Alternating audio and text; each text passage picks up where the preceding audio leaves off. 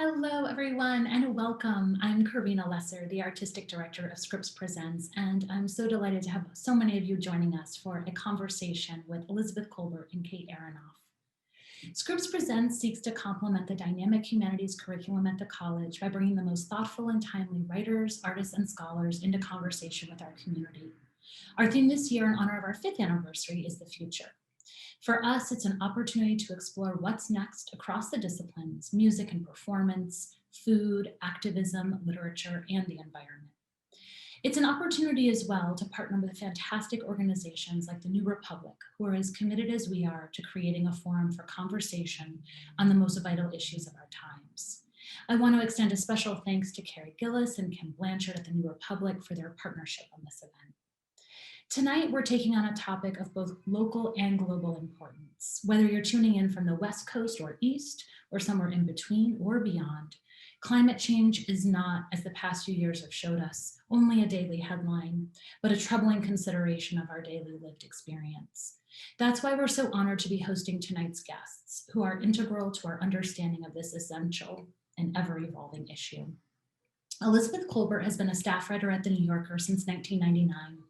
She is the author of The Prophet of Love and Other Tales of Power and Deceit, Field Notes from a Catastrophe, and The Sixth Extinction, for which she won the Pulitzer Prize for General Nonfiction in 2015. She received the Blake Dodd Prize from the American Academy of Arts and Letters in 2017, and she's here to discuss her latest book, Under a White Sky, The Nature of the Future. Joining her this evening is New Republic staff writer Kate Aronoff. Kate is the co-editor of We Own the Future, the co-author of A Planet to Win, as well as the author of Overheated, which is due out later this year. A quick housekeeping note before we get started. We love to hear from our audience. If you have a question, please share using the Ask a Question or the Q&A button at the bottom of your screen, and we'll do our best to get to as many of those as possible. And now I'm so pleased to welcome Elizabeth Kolbert and Kate Aronoff. It's so great to have you both here. Hello. Hello. Hi there. Great. Well, thanks so much to everyone at Scripps, and thanks so much to Elizabeth for I'm honored to be here. I think as one of the first people to write about climate change and the environment, cannot say how much of an honor it is to be talking about your new book, which is fantastic, and I'm really excited to talk about it. So folks may be familiar who are here with your previous books, The Sixth Extinction, Field Notes from a Catastrophe. Certainly since those have been published, there hasn't been a shortage of topics to write about on the climate front. So I'm wondering if you could say sort of how you arrived at this project, sort of looking squarely at the question of the Anthropocene and really sort of the nature of nature. Well, before I just dive into answering that, I really want to thank you, Kate. I thank the New Republic, thank Scripps, and thank all of the participants who I see as just a number on the bottom of the screen. But thanks everyone for being here tonight. So this project, I sometimes have described it as sort of the logical extension of the Sixth Extinction. And in some ways that's true, I suppose, but it did begin with this story that's in the sort of the middle of the book. So it's the first thing I reported chronologically, though it's at the center of the book now, was a project in Hawaii called the Super Coral Project, and that was I was after the Sixth Extinction. There's this question. Okay, well, what happens next? We really messed the planet up. What happens next? And so the Super Coral Project was, dangling one answer to that. How's that? And the idea behind the project was that, well, we've really mucked around with the oceans. They're warming very fast, owing to climate change. They're also, the chemistry of the oceans is changing because a lot of the CO2 we put up in the air, gets dissolved very fast in the surface waters of the ocean. So that's ocean acidification, which I'm sure most of you are familiar with. And one group of organisms that really doesn't like either of those changes, we know that already, is reef building corals, and which are these, tiny gelatinous little creatures that build these amazing structures that are coral reefs, this crucial ecosystem. And so the idea behind the Super Coral Project, which was run by a very charismatic woman who very tragically died a couple of years ago, in between my going out to Hawaii and now, was that, well, we've mucked around with the oceans. We're not getting the oceans of the past back in any, human time frame. And if we want reefs to be there for our kids and our grandkids, we're kind of going to have to manipulate corals.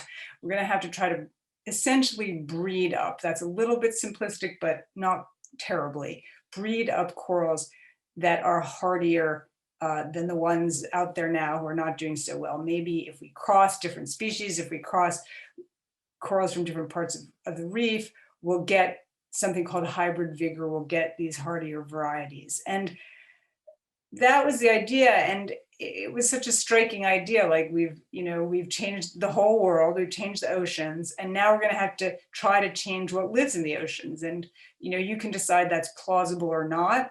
I'm not going to make that call, but it was such an amazing idea. And I sort of started to see that pattern out there everywhere. Okay, we've changed this, and now we have to change that to compensate for changing that. And that's really how the book sort of came to be. Yeah, and I mean, correct me if I'm wrong here, but I sort of hear you in the book responding to something that I've heard in climate reporting, and that, people I think will probably be familiar with, this idea that, if there's a danger of crossing some threshold of threatening nature, that if we, go beyond this barrier, that we'll be in a sort of unknown world. And, I'm curious sort of, I want to hear what you make of that, but also kind of where that comes from, right? Like you mentioned Rachel Carson in the first section of the book. And it seems like that sort of comes from a sort of particular place, not just from some of the readings of that book, but also things like the Club of Rome, and this very sort of particular stage of environmentalism. So I'm wondering if you could trace that a little bit and say kind of where that, yeah. Well, I mean, I think the idea that we're going to, the idea of these thresholds that we're going to cross and that we can't cross back. I mean, on some level, we've crossed multitudinous thresholds, throughout human history. I mean, there's very good evidence, I think, and I think most, paleontologists think that as soon as humans started to spread around the world, into Australia very early, into North America, into South America, we had a huge impact. We don't have mammoths wandering around New York or California, and we're not getting them back. I mean, and although, there's even talk we might get them back, but we can put that aside for the moment. So yeah, I mean, I think we're on a continuum, but we are in,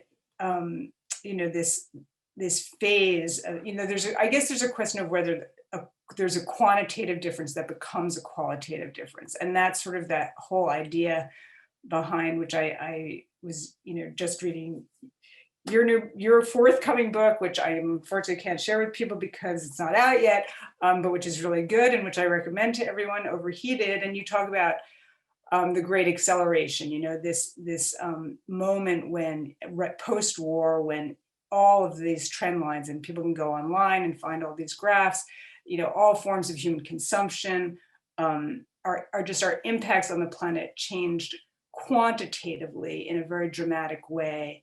And does that, become a qualitative difference where we are really at some threshold? And that question, the question mark over all these things, of course, is whether we're fooling around with things so profoundly that we endanger ourselves. I mean, that's what, humanity ultimately cares about. With the Sixth Extinction, I was really trying to draw attention to, well, even before we do ourselves in, there's myriad other species that we've already done in and are in the process of doing in. So I don't want to only, focus on, when, for whom the bell tolls, when it tolls for us, but that is the threshold that clearly, is the one that people really care about. Yeah, and you know, there's any number of ways that humans have altered our environment in the last, you know, as long as we've been on the earth, basically. How did you come to choose the sort of three examples that you choose? You talked about the supercorals, and just to give folks who might not have had a chance to read the book a very quick summary, I don't think you're giving anything away, by saying you Yeah. also look at gene editing and solar geoengineering. So how did you choose those? Well, the book is kind of on some level a set of, I don't want to be grandiose or whatever, but they're sort of parables. Each chapter is sort of a bit of a parable, and there could have been many other examples. So the book begins with these interventions that have happened on sort of both ends of the Mississippi, the Chicago River, the reversal of the Chicago River, which was this amazing act of human, engineering and daring, which has led to all sorts of interesting problems that now people are trying to solve with all sorts of interesting other interventions. At the other end of the mouth of the Mississippi, there's southern Louisiana, which is disappearing really rapidly, and which we're now also going to try to save through, in part owing to our efforts to contain the Mississippi River, ironically, and now we're going to have to try to, figure out a way out of that. And then it sort of works its way through how we're dealing with, species that are going extinct, basically, for various reasons. And as you say, through gene editing, then we finally get to the biggie, climate change, how we've changed the whole atmosphere, and what are we going to do about that? Are we going to intervene, layer one level of intervention on another? So it doesn't have, like, you could have chosen other realms of human endeavor and other ways in which humans have enmeshed themselves in natural systems. And can't get out or can't figure out, we're so deeply entwined that it's hard to see where one ends and one begins. But the stories that I came up with that seemed sort of most vivid and in some sense almost crazily vivid, fell into these three broad camps of sort of water, wildlife, air, if you wanted to, earth, wind, fire, sort of something like that. Yeah. That's sort of how they became clustered, I guess. That's also, it's as someone who professionally, is tasked with reading a number of books about climate change. Yours is one of the easier ones to get through. Both, I'll take that as a compliment. Yeah, absolutely, it is. Obviously, an excellent writer, of course, but it's also not. It doesn't do the thing that a lot of climate books do, which is just assault you with information right up front, in a way that's, can be very depressing, I think. So I'm wondering if you could say, like, was that, a choice to sort of have this be, there's parts of it which are very light in some ways and are fun. And, I really enjoyed details about the pupfish, especially. And I'm wondering if you could say a bit about, how you thought about writing the book itself. Well, you read a lot of books about climate change, and I've probably, sadly, just because of having been doing this for a long time now, have read, I don't want to say more, I don't want to go head to head with you, but, a lot. I've also I'm sure you've read more. And as you say, there's a, and I wrote one of them, 15 years ago, and I did assault people with a lot of information about climate change, but I feel like, it's such a heavy number. First of all, people feel assaulted. I think they genuinely do feel assaulted. And I can empathize with that.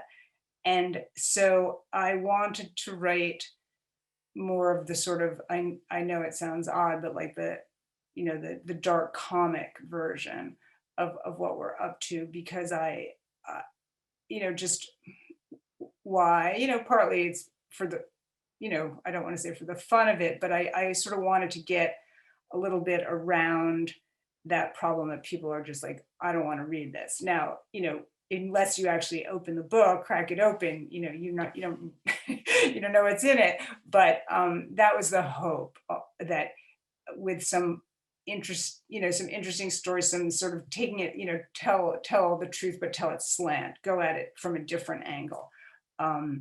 So that was my thinking, and obviously readers will decide, whether it worked or not. I'm curious, just as a reporter, I mean, you talk to a lot of scientists in the book, and not always strictly about the thing that they're researching, right? There's, sort of waxing philosophical about various things. Just how do you go about, coaxing that out of, people whose profession does not sort of lend themselves to being, terribly expressive? Well, one of the, luxuries that I have, that, and that you have too, as that anyone who's not sort of writing in it daily for daily, and I did spend a lot of years writing for daily, so I know what a luxury it is. I go out, and sometimes I go a really long way, like, a lot of the book takes place in Australia, and I hang around for a long time until people are really quite sick of me, to be frank. And through that process of just being there, just hanging out, as people go about things, hour after hour. So, in one of the chapters, a chapter on the supercoral project, I was there for days with these guys, and eventually, they all they were all exhausted. They were all, and they just, sort of start telling you stuff that, if you just called them on the phone and said, give me your reaction, they wouldn't say. And that, I think, is, you could argue sneaky, Joan Didion has this line about how she was so, sort of small and inconspicuous that people just said things in front of her that they, probably regretted for years afterwards. I don't think anyone in the book feels, it's not a political book. It's not a book where anyone really embarrassed themselves, but they did reveal, I think they did say revelatory things that they might not have said if I'd sort of asked them directly, but just by hanging out, after a while, their sort of, PR mind, they get into a different mindset.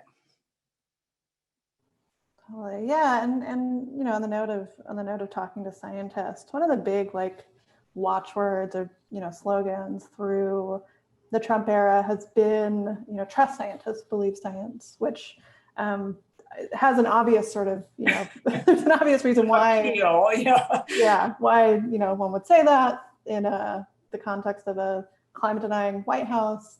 But I talked to some scientists.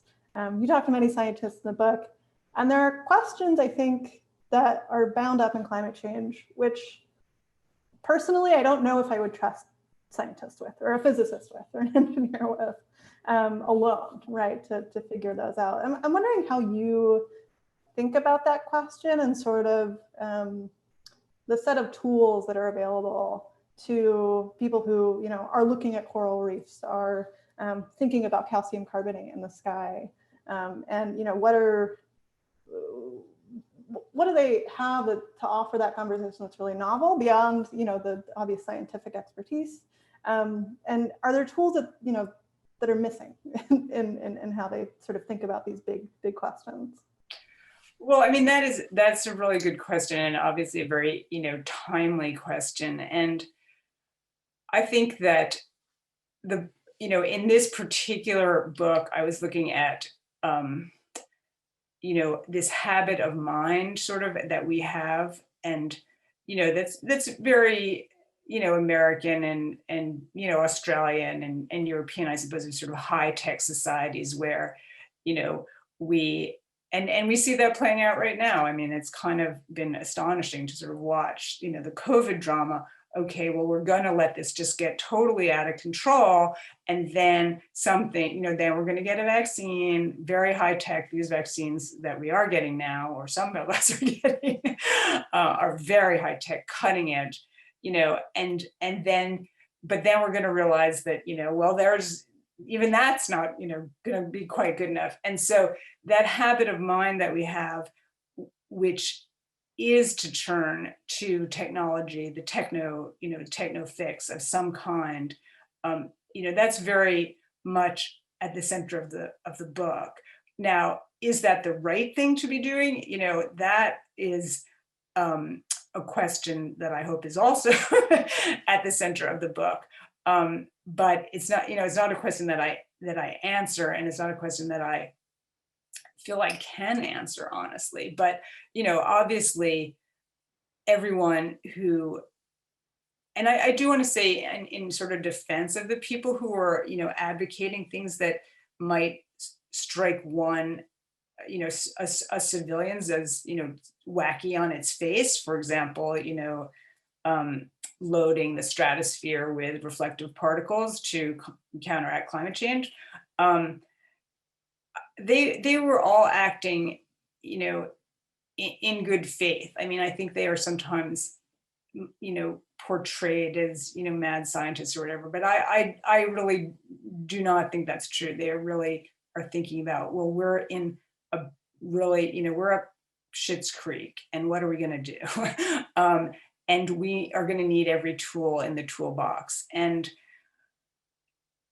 how society is going to make these decisions about these next generation, as it were, technologies. Should we be looking at gene editing, for example, for conservation? Gene drive, which is a form of gene editing that pushes a trait out through a whole population. You could eliminate invasive species. You could eliminate non-invasive species. All of these questions. That gene drive question very much alive, owing to fighting malaria, which is a slightly off topic, but not entirely. Carbon dioxide removal, geoengineering. These are questions that are really hard. There's no mechanism. We lack the mechanism to make those decisions. So how they will be made is very much an open question. And you talked to David Keith in the book, who seems like someone who is very conscious of the sort of criticisms of his work, and other people throughout the book are too. How do they respond to that? Like, not that everyone has some sort of universal response, but wondering how you saw folks navigating these questions about you're playing God, and transgressing nature, and how they sort of on a personal level deal with that. Well, definitely people had different responses. I mean, but as you say, everyone has gotten it. I mean, the gene editors that I spoke to, I mean, one guy who was working on gene editing of cane toads in Australia, who was a very, very nice guy, like Mark Tizard. I mean, he said to me, people accuse us of playing God, but that is not, in fact, what we're doing. What we're doing is just trying to basically correct, for the mess, we mortals have made. And his point was, it was a really interesting one. It was like, look, we're always moving genes around the world. We move them around the world, in the form of whole creatures, but those creatures are carrying their genomes with them, and so gene editing has been labeled, well, you're playing God, you're tweaking the genetics of that creature. But is that really, and I think it's a provocative and interesting question, is that really profoundly different from, moving a whole creature somewhere else? And so some people, try to turn that logic back, on the interlocutor, which was me. Some people, I think, were very, cognizant of that criticism, as you say, but their defense of or their justification for what they were doing does get back to, what I was saying. We're just, we've made a mess of things. What are we going to do? And you can try to, I mean, I think that's really the question at the heart of the book. We can say, well, let's just not do that anymore. Let's just back off, but that is just not possible. at this point. The climate has changed. It's not changing back. We've moved species around the world. Invasive species are a leading cause of extinction in the world. If you just say we're not doing anything, which is reasonable, you still have changed the world very profoundly. And those creatures who are being driven extinct by those, invasive cats, invasive rats, invasive mice, they don't see the world the way we might. So these questions are not. I do hope that the book, in some ways, destabilizes people's ideas of what simple answers of, okay, well, that's a step too far, and the sad fact is we've already taken several steps too far, and that's where we are. We're sort of like in the middle of the river. What do you do next?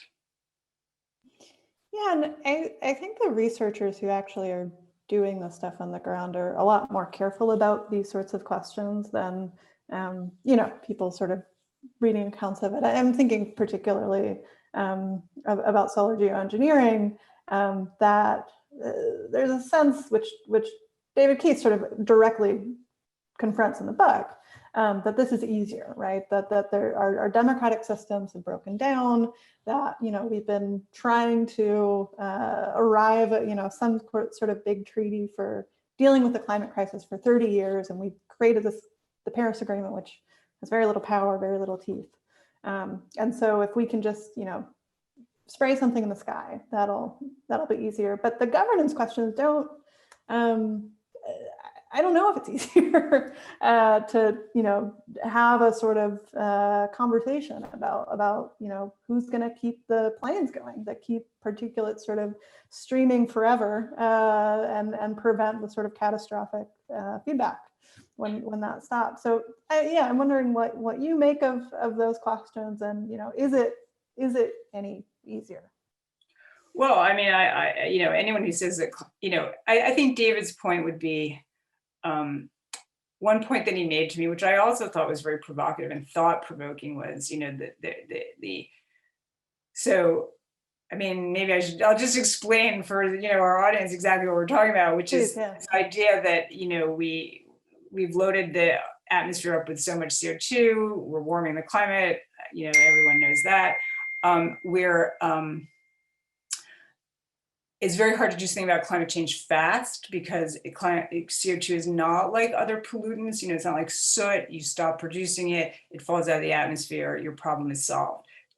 Carbon dioxide, you stop producing it, we definitely have to stop producing it, but the climate is not moving, it's not changing back. It's only moving in one direction. So at the point, even when we reach net zero, we have simply, stopped making the problem worse. And that's a heavy number. And so his point that so geoengineering is the only idea that people have come up with for sort of doing something fast. You would spray particulate matter, some kind of particle, some compound in the stratosphere.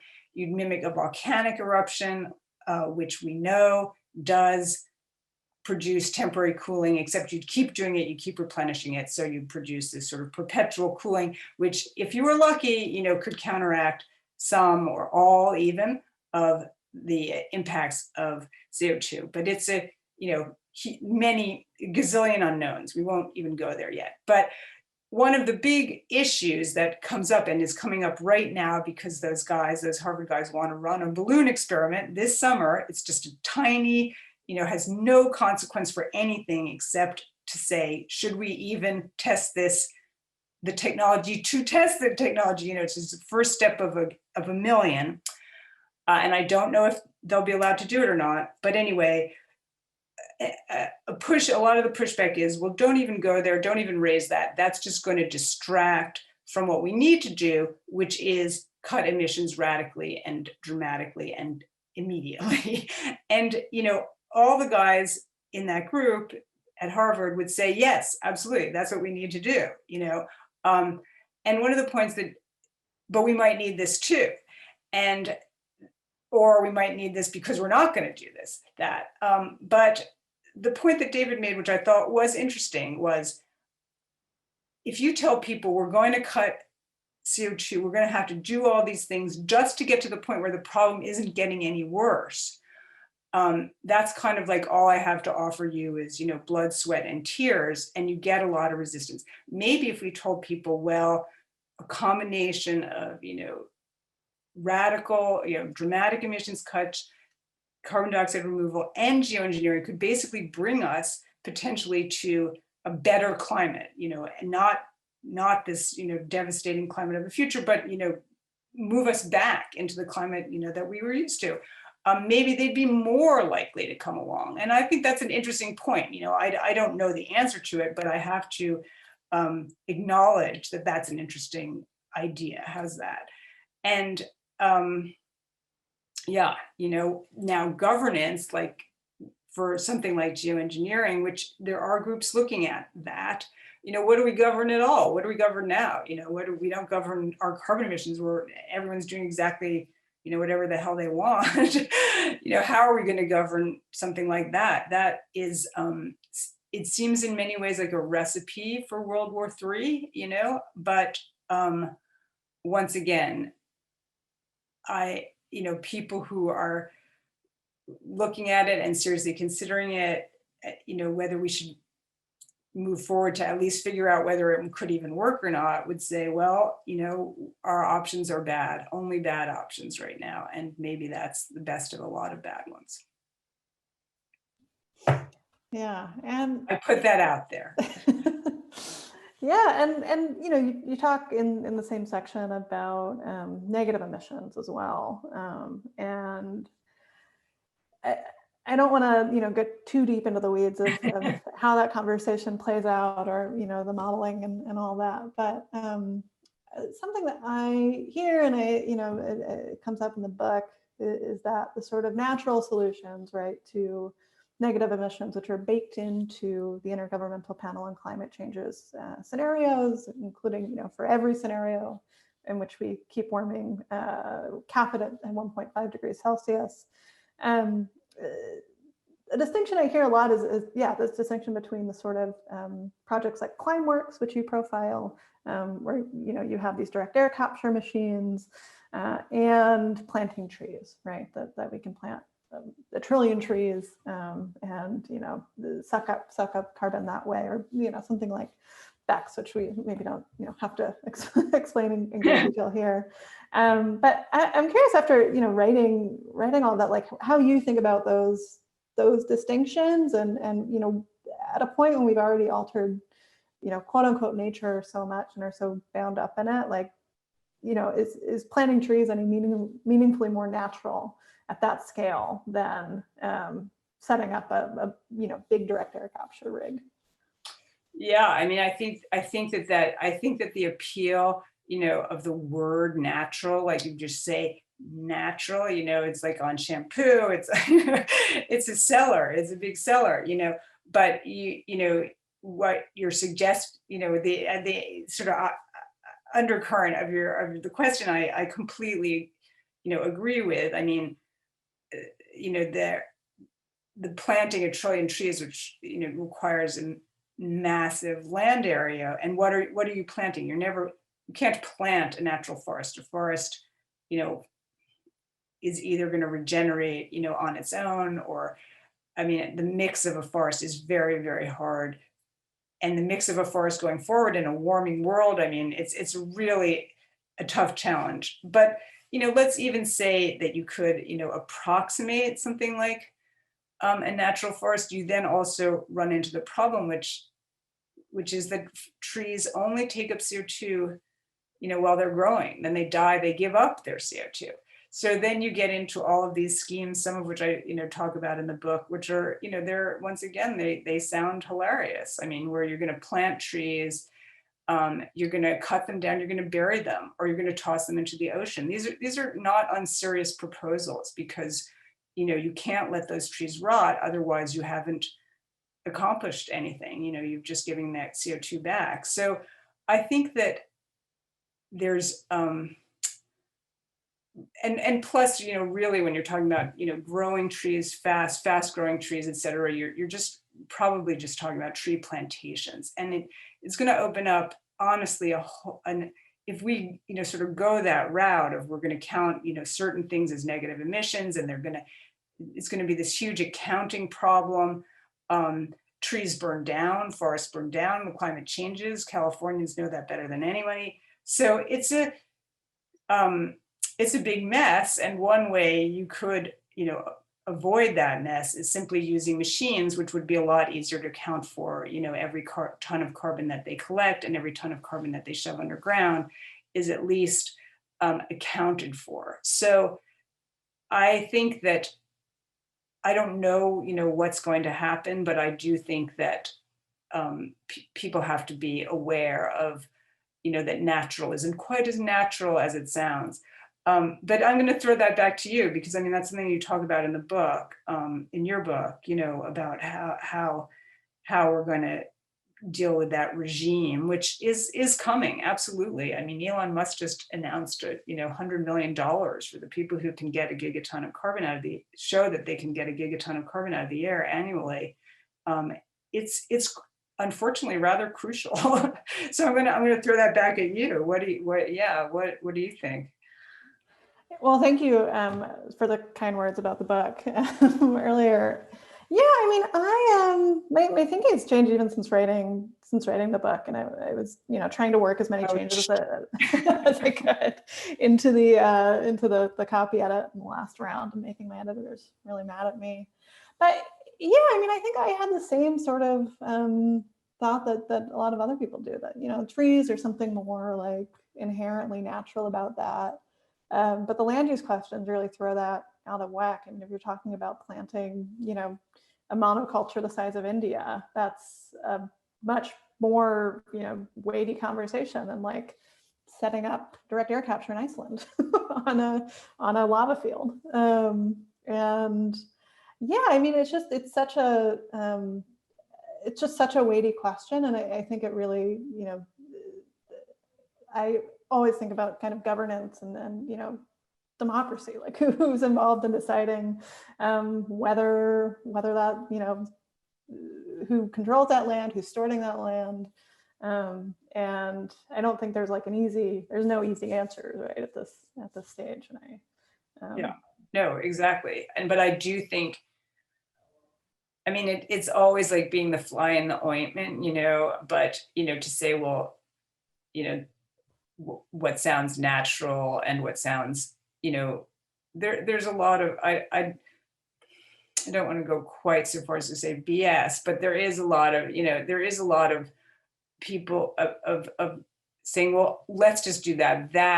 That's a beautiful, that solves everything. It's natural, it will soak up carbon. It's just, unfortunately, it's just not that easy. It's just not that easy. And the math of it is punishing. It's really punishing. That's what the problem is. With all of these issues, the math is just punishing. And when you've spent 200 years digging up fossilized plants that were converted into fossil fuels over the course of 100 million, 200 million years, and you throw the results up into the atmosphere, you can't expect photosynthesis in real time to deal with that. It's just a mismatch. Yeah, and related to the Elon Musk thing, I wanted to ask you, a lot of the sort of narrative of the book is around sort of scientists thinking up ways to solve these sort of impossibly huge questions, or to save pupfish, which is maybe a less big question than solving the climate crisis. But I'm curious what you think about the role of states, because you mentioned these huge projects that the Soviet Union undertook, that the U.S. government undertook, that really did have this bravado about what these countries could do to the earth, how we could master nature in different ways.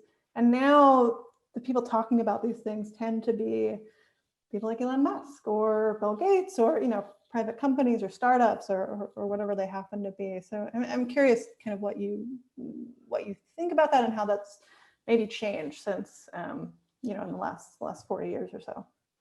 Yeah, I think that's a really good question. And a lot of, some of the book deals with some of these, Cold War era ideas, which, now do sound to us, pretty off the wall. One involved like a was a Soviet idea, you were going to put like some kind of reflective particles, maybe, everything old is new again, in a sort of like Saturn-like ring around the Earth. And it was going to make the Northern Hemisphere warmer, which was considered to be, a good thing.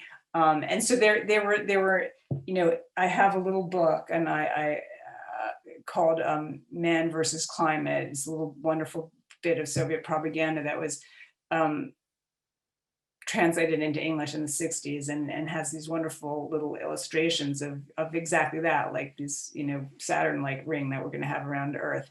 And those were very, very popular, a la, we're going to, bomb a new canal through, Panama, or, we're going to just use the atomic bomb to, create all sorts of wonderful new infrastructure. And that fell out of favor for, fairly obvious reasons. But as you suggest, now in a way, it's like, 2.0, where we're kind of back to some of these same kind of thinking, which, has many people. And there's a good book I also do commend to everyone called Fixing the Sky, which is sort of a history of crazy ideas to intervene in the weather. And, weather modification has been very popular over history, not very successful. But now we have successfully modified the weather. So we show we are capable of doing it, not the way we want to, but we have done it. And, I think we are so mistrustful of big government and of government projects that, maybe we wouldn't accept that from. It's a very interesting question. I haven't quite thought about it that way, but maybe, if the US government put up $100 million prize for capturing a gigaton of carbon, people might say it's a terrible waste of money. They should be using it for this, they should be using it for that. But if Elon Musk does, it's like, oh, wow, an entrepreneurial, dream. So I think these are really, really interesting questions. We are a society, just, in love with tech right now. And it seems like a romance bound to end badly. But, who am I to say? Elon Musk certainly has a lot bigger bank account than I do right now. So, we'll see. Well, I'll ask you one more impossibly big question before we move to Q&A, Okay. which is that at the end of writing this, do you feel like you have a good working definition of what nature is? No, absolutely not. That was definitely one of the interesting, and much ink has been spilled on this, and much of it much more, in some level much more mine is a slightly, from an academic standpoint, I'm sure it would be considered a slightly naive take, but the naive take is what we've been, ever since we invented the concept of nature, just having to talk about nature is a sign that you're taking your distance from it. And it gets back to a little bit to what we were talking about at the beginning, which is, we're on this continuum, this sort of our relationship to nature, which, from which we've been, pulling apart for, maybe since, maybe for millions of years, where we cognize our relationship to nature and change it in ways that are technological, have nothing to do with, with our evolutionary capabilities, let's put it that way. And,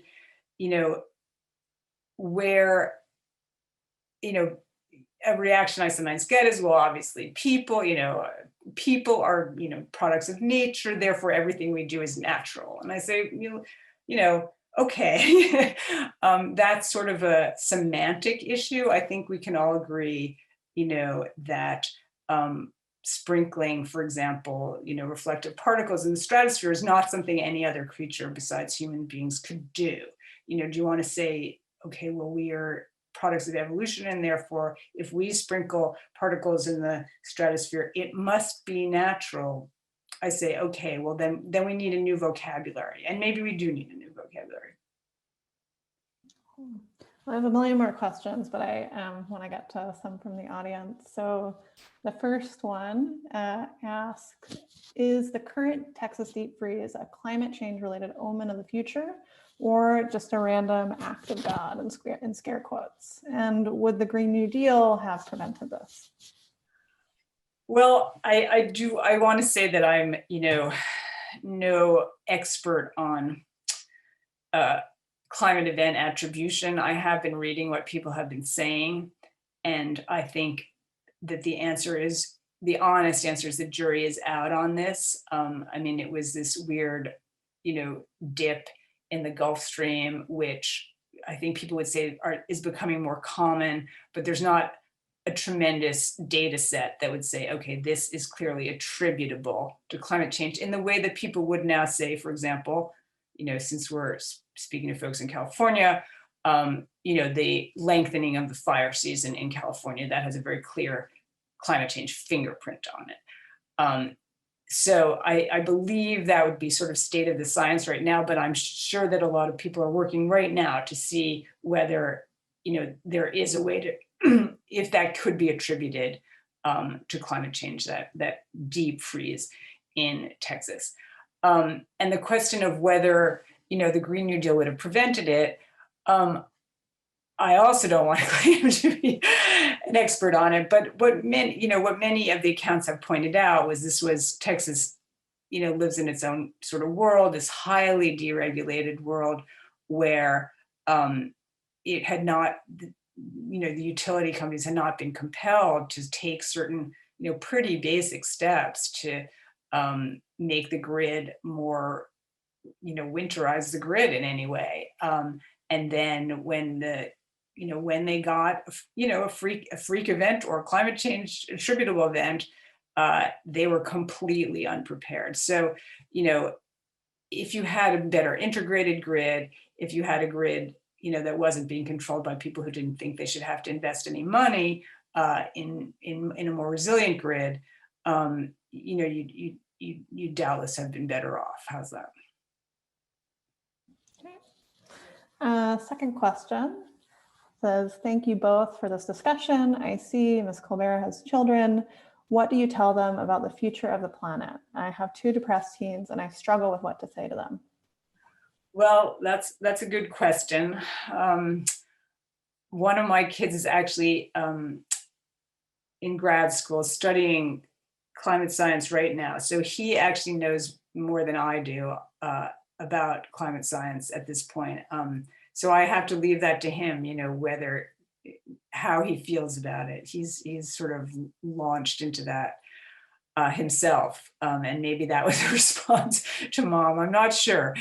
And then I have twins who are in college now. And I think, the family preoccupation does weigh on them a lot, and I think it is a very, very heavy number for kids, young people right now, and even for old people, to be perfectly frank, that sense of what is the world going to look like 10, 20, 30 years from now. And, I don't have a very upbeat view of that, and I don't hide that from my kids. But on the other hand, kids are kids, and I think they are quite resilient and sort of naturally hopeful. That's, why we all are here, still here.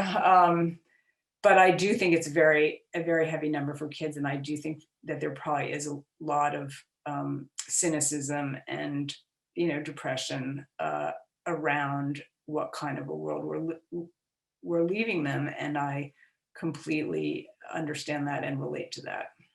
And feel bad about that. How's that? Feel guilty about that. The third question says, a lot of the mainstream environmentalism seems to be focused on what individuals can or should do. Recycling, rooftop solar, etc. Is that just a distraction? Does it matter at all? If so, what should individuals be doing? And what do you see as the most important policy intervention that people should push for now? It's a lot there. Yeah. Wow. That's my next book. I come down kind of this is a pretty big and active, argument. I'm not sure if maybe I should, sort of in climate activist circles. And I come down kind of in the middle. I mean, I do think that individual actions are important, if for no other reason than modeling, good behavior. So I don't just dismiss the idea, that we should all be examining our own carbon footprint, even if a lot of it was, popularized by, oil companies trying to deflect attention. At the end of the day, any behavior universalized makes a big difference. Now, that being said, obviously no one person is, and no one family and no one community is going to solve this crisis. And the policy changes that we need are, on one level, obvious. We need to, stop digging this hole deeper. And so we need to stop, building fossil fuel infrastructure, and we need to start very fast and very, with the most concerted effort possible, replacing that infrastructure. And this is a huge, that's not even one policy, that's many policies, because we're talking about the electrical grid, we're talking about our transportation. Right now, actually, transportation has, I believe, surpassed electricity generation as the biggest source of carbon emissions from the US. So that, redoing transportation, California has said it's going to stop selling gasoline powered vehicles in a decade. That's a monumental decision. We'll see, what happens, but that could be huge. So I think that the policies that we need are some way, and the policy instruments are debated here too, and I'm not going to wade into that right now, some way of discouraging and backing out fossil fuel infrastructure. So we can't just add, fossil free infrastructure. We actually have to back out the fossil fuel infrastructure, and the policy instruments for that are, once again, as I would say, debated. The one good thing that I will say is I do give the Biden administration credit. They have smart people who are intimately familiar with the complexities of this, that they've appointed, and we'll see if they can actually accomplish anything. There are two more questions, and I'm going to throw them both at you, looking at the time, and you can answer them however you choose. Okay. So the first one is, what do you think about the exploration of Mars, potentially to make humans an interplanetary species and alleviate climate change? The second one, what are you reading? Bill Gates's book, The Ministry of the Future, other recommendations. So do with that as you will. Okay, the first one, I can say pretty unequivocally that I think someone just tweeted today, someone that I follow on Twitter made the point, I can't remember who, it would be almost impossible, given no matter what we did, it would be almost impossible, virtually impossible for us to make Earth as unlivable as Mars is, even given our best efforts. Mars is just so inhospitable to human life that we could never replicate that. And so I think the idea of going to Mars is a way of, avoiding catastrophe at home is a non-starter. I'm going to be frank. Sorry, Elon. I just think it's, just not happening. Starting with air pressure, there's no pressure on Mars, so everyone was just basically like explode. So it's a bad place to live. Don't move there. So that one was pretty easy. What I'm reading, I've read Bill Gates' book. I've read The Ministry for the Future. I think they both have a lot to offer, make a lot of interesting points. The Ministry for the Future actually begins with geoengineering, which is interesting. In that case, just sort of accomplished by India on its own. I'm not sure it's very realistic, but that's the liberty that sci-fi writers can take. And so I think both of those are good books, are books worth reading. I've been reading Kate's book that's coming out in a couple months. You can pre-order it, Overheated. I think that makes a lot, it has a lot, I learned a lot from it, and I've been covering this issue for a long time. I recommend that. What else have I read recently? There's some interesting fiction out there where people are dealing with climate change, which I think is worth reading. I just read a book called The Inland Sea, which I recommend, by an Australian writer. And in my various, so there's a lot, I mean, there are a lot of books on a lot of forms of ecological destruction out there that are worth reading. I'll throw one last quick question in, which is that, Sure. is there a book that is not explicitly about climate change that you think is helpful for thinking through these questions? Well, one of my absolute, favorite books, which I think just is a wonderfully written book and does a great job of laying out, talking about, where we are in the long arc of evolution, is The Song of the Dodo by David Quammen. If people ask me sort of a natural history kind of book, I very often recommend it because it's just a really good book and a wonderful read, and your as they say, your view of the world will change. It's that kind of a book. Elizabeth Clare, thank you so much, and thank you to everyone at Scripps, the New Republic. And yeah, so this was such a good conversation, and thanks everyone for coming out. So wonderful. Thank you so much to both of you, and really excited to know that Kate's book is on the horizon here. Something to look forward to for sure. So thanks so much everyone for joining us. This has been such a thoughtful and thought-provoking conversation, and I'm always grateful that you take time out of your busy lives to spend time with Scripps Presents. I want to thank the New Republic again for their partnership, Rise, who provided the ASL interpretation for this evening. And if you'd like to get a copy of Elizabeth's book or pre-order Kate's, please visit our bookstore partner Skylight Books to order a copy, and you'll see that in the chat, a direct link to do that. Scripps Presents and our theme of the future, we're still at it. We'd like to invite you to join us for a program next Tuesday that we're doing with Zocalo Public Square around the topic, what does a feminist foreign policy look like? Next week, we'll also be hosting the amazing Kazuo Ishiguro in conversation with Gia Tolentino. And later in the month, Isabel Allende, Hanif Abdurraqib, among others. And I hope that you can join us. Thanks again, and we hope we'll see you again soon. Take care. Good night.